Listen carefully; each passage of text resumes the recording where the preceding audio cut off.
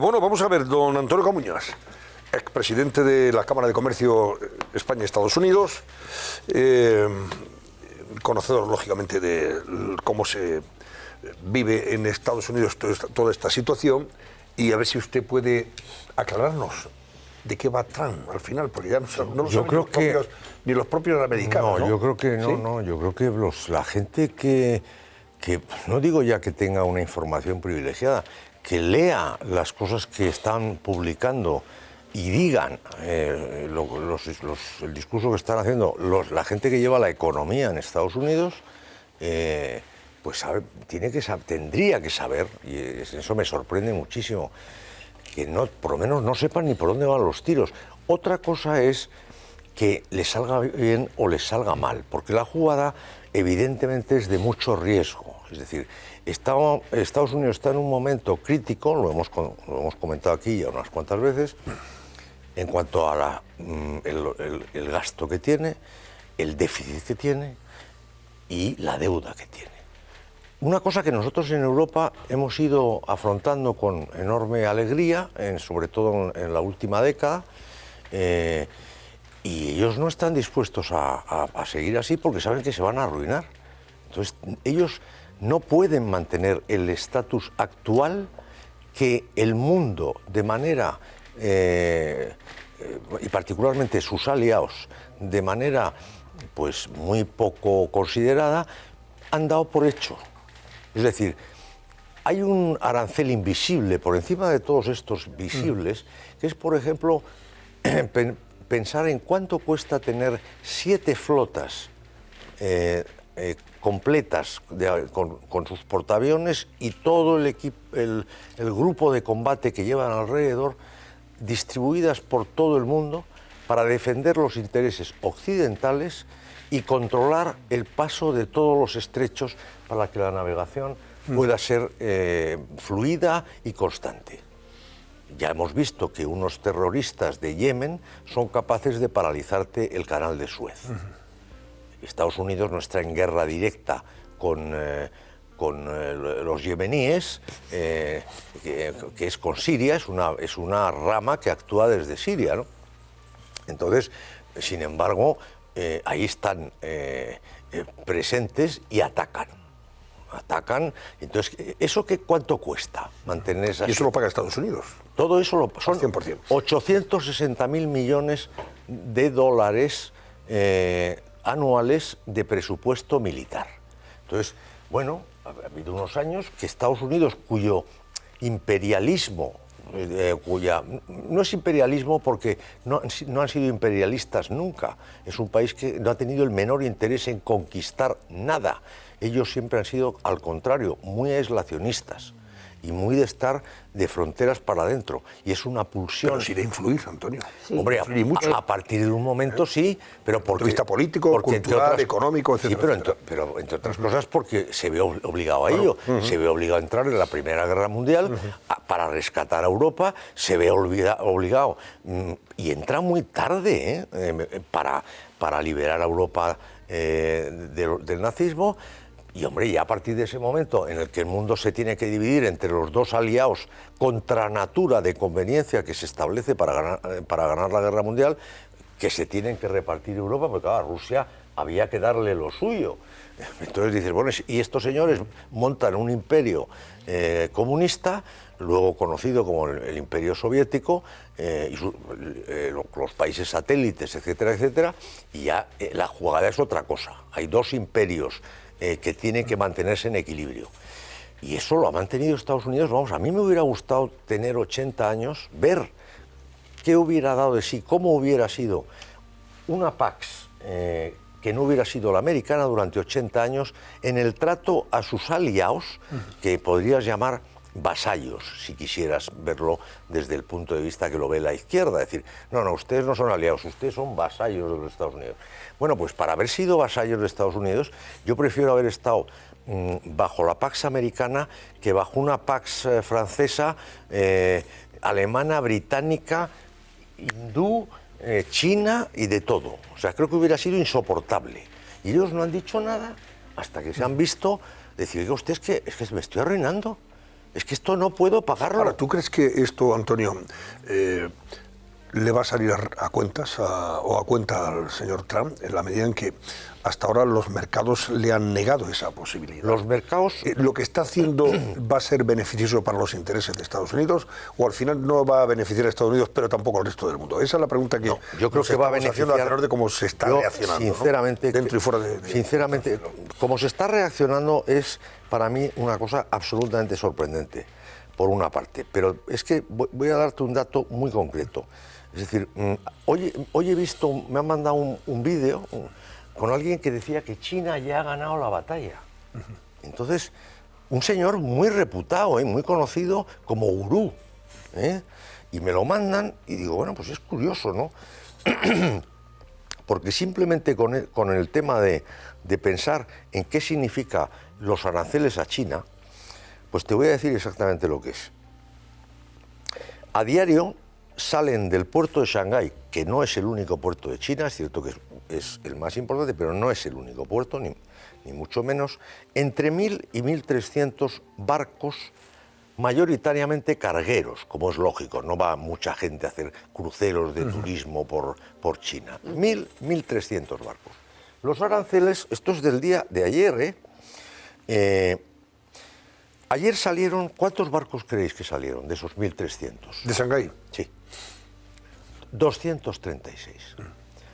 O sea, de 1.300 habitualmente, ayer solo 200. Un 79,5 de... ¿Estos barcos dónde iban? Fundamentalmente a Estados Unidos. ¿Y a Europa? Ya, ¿A quién le vende China? Pero nosotros en Europa no les cobramos, los aranceles son mal Da igual, pero ¿a quién venden ellos?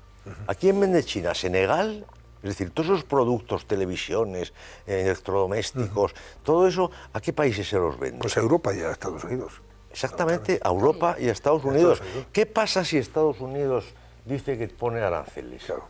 Pues claro, que se lo comen con patatas. Una economía que solo sabe producir, porque no ha revertido ni un solo superávit, ni un solo beneficio de todos los años en que ha crecido al 20% en su población. No piensa darles seguridad social, no piensa darles pensiones. Eso es lo que ha demostrado. Es decir, Estados Unidos lo hace, la apertura china se hace con dos motivos. Uno, romper el eje con la Unión Soviética, y el otro, dar una oportunidad para que China se desarrolle, pues un poco lo que pasó en la España de Franco cuando se acaba la autarquía, que fue una calamidad, y se da paso a los tecnócratas que hacen un plan de estabilización y ponen a España a crecer como un cohete. Esa es la oportunidad que se le da. Y lo que hacen los chinos es lo mismo, crecer con un cohete gracias a una mano de obra muy barata que en nuestro caso permitía que se hicieran las películas aquí, porque había muy buenos artesanos muy baratos, y se hicieran coches aquí, porque había gente muy trabajadora que ya lo había demostrado en Alemania, Suiza, etcétera, y muy baratos. Entonces dices, estos señores no, estos señores deciden que le van a dar lo mínimo durante todo este tiempo, para que no sean capaces de distinguir ni tengan capacidad de elegir entre distintos productos, y no te quiero decir distintas posibilidades que tengan que ver con la libertad. Entonces lo único que han sabido hacer es, lo único que tienen es un sistema que produce y que no pueden parar. Lo que veo es que Antonio Camuñas no ha leído el último libro de Zapatero, porque la tesis del último libro de Zapatero es precisamente la contraria. Claro. Es un blanqueamiento del régimen chino diciendo No, cómo ha mejorado las condiciones. Blanqueamiento será todo lo que quieras, pero yo te digo la realidad. O sea, yo no tengo intencionalidad ninguna de blanquear a nadie y tal. Era una ironía, vamos. No, te quiero decir, por lo descontado, pero lo que te quiero decir es que en mi caso simplemente me ciño a datos públicos. Yo no tengo otros datos. Bueno, tengo una cierta interrelación con destacadas personas de muchísimos años, pero no son datos secretos los que estoy... Pero cuando yo te decía, si al final Trump va a sacar rédito de esta situación desde el punto de vista económico y político en Estados Unidos, es porque hasta ahora, insisto, hasta ahora lo único que hemos visto... ha hecho una guerra abierta con todo el mundo, especialmente con China. Claro, vamos a ver. No sabemos hasta dónde se va a llegar a esto y qué consecuencias. Pues yo te digo cuál es el objetivo de ellos. A corto plazo y a el medio objetivo plazo. de ellos es que no haya aranceles. Es decir, que el comercio se lleve a cabo sin aranceles. O sea, que haya reciprocidad. Reciprocidad. Creo que usted puede exportar a Estados Unidos lo que quiera, pero Estados Unidos puede exportar también a su casa lo que quiera. ¿no? Ya está. Exactamente. Entonces, segunda cosa, ¿por qué se los pone a Canadá? Que yo tampoco lo entendía en el primer momento, no te creas que a Canadá y a México, cuando son parte han sido parte de una estrategia de 30 años de unión arancelaria y de mercado. Porque los chinos, que son muy listos, han instalado las factorías y han instalado las instalaciones logísticas con los productos no ensamblados para que el último ensamblaje se haga en México y entre por la vía mexicana. Y entra por México, claro, por Estados Unidos. Y el desarrollo empresarial que está habiendo en parques empresariales en estados cercanos a la frontera con Estados Unidos es impresionante. Todos con capital chino. Hombre, por favor, todos, factorías chinas. Son todo chino. ¿Y por qué se lo ponen a Canadá? Bueno. Porque les están metiendo el acero. Es decir, por un lado le meten coches, componentes de coches, le meten electrodomésticos, y por el otro lado... O sea, cuelan a través de Canadá y México han colado... ¿Por qué tienen que colar sus productos? Porque como no saben más que producir, no pueden parar de producir. El día que paren de producir es paralizar a cientos de millones de personas que una vez que ya han hecho todos los puentes posibles, todos los trenes de alta velocidad, todas las presas, las autopistas, los rascacielos, las urbanizaciones, que están absolutamente vacías, porque no hay nadie que opte a esa... no tiene capacidad de consumir. Y claro, Estados Unidos iba diciéndole, oiga usted, aumente el consumo interno, porque nosotros no vamos a seguir comprándoles a ustedes. Además de que tenemos un límite. ¿Cuántas televisiones chinas te puedes comprar tú?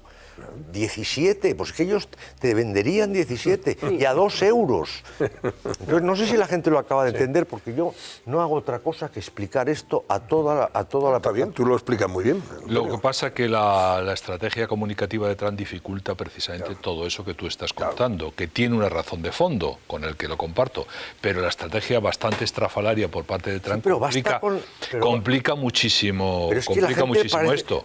Es decir, tú puedes trasladarle a tus aliados, a tus socios, esa necesidad, porque es verdad que aunque China aceptó pues, el Tratado de Libre Comercio en el año 2001, pues no está aplicando las reglas. Dentro de China eso no es posible. A China llega la tecnología, llega la inversión, pero no se puede hacer ningún tipo de negocio. Absolutamente está vetado. No hay reciprocidad. Entonces eso hay que romperlo de alguna manera. Ahora, cuando tú lo que no puedes hacer es con ese lenguaje de Trump enfrentarte a tus socios, a tus amigos, etcétera, porque en esa manera está facilitando un cierto relato que ha comprado el presidente del gobierno de España, nada menos, está intentando introducirlo en Europa. Eso lo entiendo. Que es decir... El poder blando es el China y tenemos que confiar en China frente a Estados Unidos, etcétera, etcétera. Y eso es un retroceso en el bienestar de los europeos y fundamentalmente un retroceso en la libertad de los europeos. Ese es el planteamiento absolutamente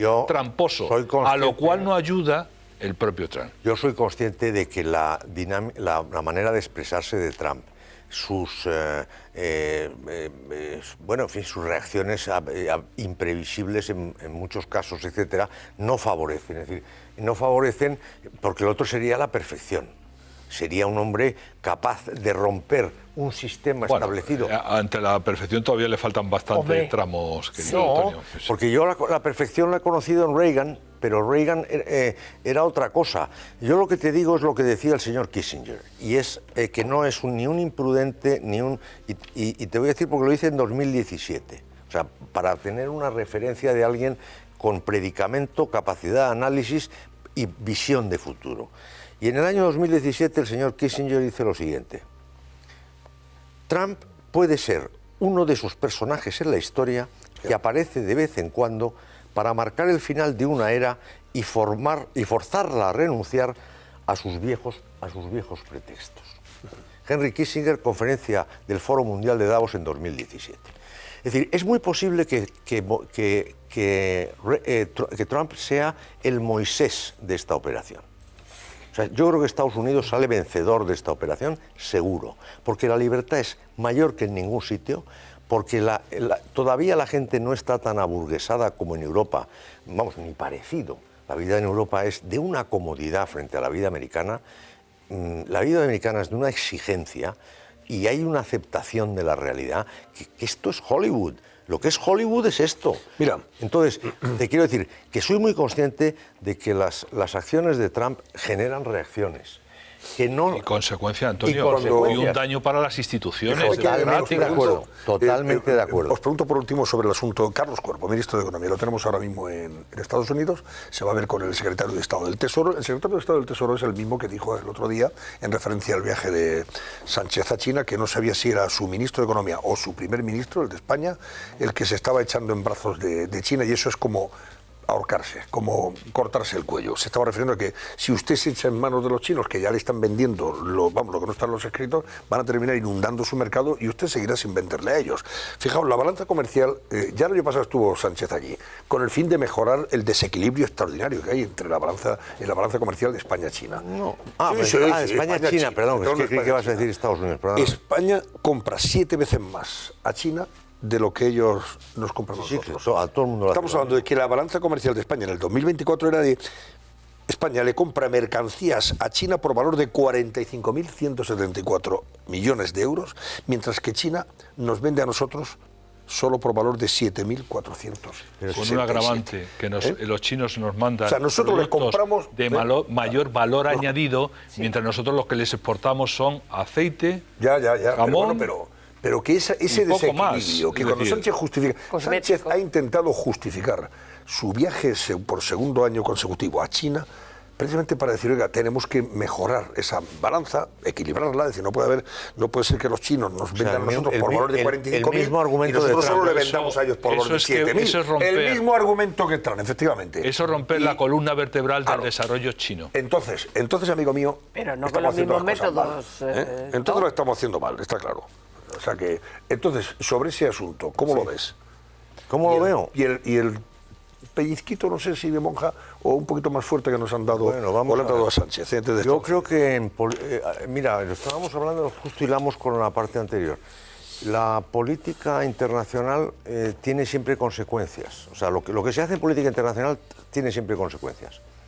Y por eso yo apelaba a decir, entiendo perfectamente que, a mi juicio, sería perfectamente posible que Trump no utilizase un lenguaje que agravie a la gente, que humille a la gente, porque eso destruye confianza, destruye relaciones, para mí necesariamente.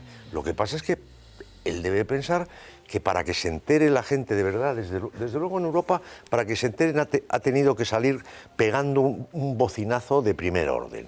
Ya estuvo en su primer mandato diciendo lo mismo, pero ahora ha tenido que ir con todo. Entonces, yo creo que en política internacional, tanto el señor Aznar como el señor Zapatero sufrieron las consecuencias de, y España sufrió las consecuencias de sus respectivas políticas.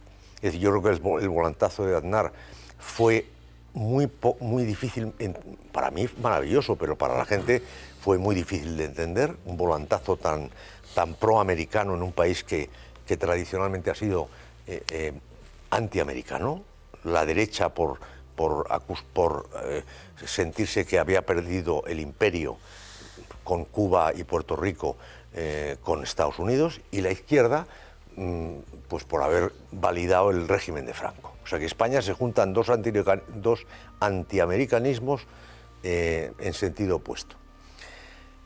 Y entonces ese giro del señor Aznar, cuando llamó a Francia y a Alemania la vieja Europa, cuando tomó el peñón ese que tomó, no me acuerdo, de Perejil, que tuvo que intervenir Estados Unidos con el señor Baker, entonces secretario de Estado, no secretario del Tesoro. Y Colin Powell, que era entonces el responsable del ejército. Entonces, claro, bueno, pues luego yo creo que eso tuvo sus consecuencias. Para mí, el 11M. Me digan lo que me digan, porque desde luego no hay algo más mejor planeado para no sé quién, porque no sé es quién, pero desde luego en política internacional te la devuelven. Y me da la impresión de que ya supimos lo que el no levantarse ante la bandera americana y retirar las tropas de Irán, perdón, de Irak. No, que estaban las tropas españolas sin avisar. En Irak fue, claro. Sí, estaba en Irak. Estaba hablando de Zapatero cuando... Exacto. Sí, Zapatero. Sin avisar previamente a Estados Unidos, nos costó exactamente una década de desconexión. O sea, yo, en mi caso personal, yo pasé de gente que me paraba por la calle, no por la calle, perdón, que de pronto en un aeropuerto, el de la seguridad del aeropuerto, decía muchas gracias por lo que están haciendo por nuestro país. Y yo decía, pero ¿cómo sabe este hombre? Es que estaban muy solos los Estados Unidos cuando Aznar decide dar ese giro atlántico, que tenía mucho sentido. La Europa Atlántica, España, Portugal, el Reino Unido, Canadá y Estados Unidos era un eje distinto al clásico de la Europa de siempre, del eje franco-europeo o franco-alemán, como quieras llamarlo. Entonces, esa experiencia la tenemos, y yo en este programa el otro día hablé de que las cosas tienen consecuencias y de que a mí me extrañaba mucho que el secretario de Estado del Tesoro, el secretario del Tesoro de Estados Unidos, Scott Bessent,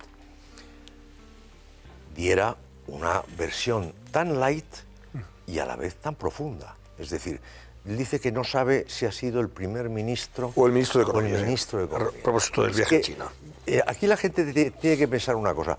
Estados Unidos se podrá meter uno lo que quiera con ellos, pero ellos siempre tienen una propuesta que hacerte y una línea de acción que proponerte. Entonces, ellos han dicho que hay que no estar aliado con China y toman nota de quien dice lo contrario. Bueno, lo dijo el presidente Trump nada más de entrar en el despacho Oval, asociando a España a los BRICS. Que también es una llamada llamativa, porque es imposible que el señor Trump, hablando de la NATO y hablando del presupuesto de la NATO, resulta que ponga a España en el universo BRIC. O sea, ¿qué ha querido decir? Porque Alandete, con esa magnífica pregunta que le hace, que le dice, no, pero es que España no está en los BRICS. Dice, ¿que no crees que España está en los BRICS? Bueno, si no sabes lo que quiero decir, ya lo entenderás. Y luego se va a China, con lo cual dice, míralo. Claro, vamos a ver. En fin, es exactamente oye, lo tenemos que dejar aquí. Qué bien. Gracias, buenas noches, seguiremos analizando. Esto no termina aquí, ni mucho menos. No, que va. Ya me gustaría que terminara pero además digo una cosa, con fuegos de artificio para todos. Tú has dicho un pellizco de monja. Yo creo que es la noticia más importante que por eso referida a España. Un pellizco de esos retorcidos de los que duele. Yo creo que llaman cuando Estados Unidos le llama. Y eso lo veremos mañana a lo mejor en la entrevista con Carlos Cuerpo. Y tú contrastas cuántos primeros ministros o ministros de Economía de la Unión Europea ha recibido Trump y Bessent, entiendes perfectamente lo que está pasando. ¿Cuántos ha recibido? A ninguno. ¿Y es Ministros de Economía, ninguno. De la Unión Europea. Pero mañana va a ver a Cuerpo, pero es el secretario de Estado, no el presidente, supongo yo. ¿A cuántos? Yo es que no quiero ir más allá. Si es que basta que lo miren en Internet. Es decir, si no tienen otra fuente, ¿a cuántos ministros que es porque de Economía le va a cantar la gallina, ha recibido el señor Bessent? No es para felicitarle por su desempeño. Es la Semana Santa, ni mucho menos decirle. Igual es para felicitarle con... Iban ustedes la semana de pasión, con el recogimiento y la fe necesaria. No sé, pero yo digo, yo solo sé ese dato, no sé lo que le va a decir, igual que tú, pero me tomo la molestia... No sabemos lo que le ha dicho ya, ¿no? Sí, pero yo digo, que no sé qué va a pasar, pues no lo sé. Yo lo que me preocupa es, digo, vamos a ver, el señor Bessent en este tiempo, ¿cuántos ministros de Economía ha recibido? Punto. Creo que ya es... Mañana saldremos de dudas, a ver en qué queda la cosa. Antonio, gracias. Muchísimas gracias. Antonio Camuñas.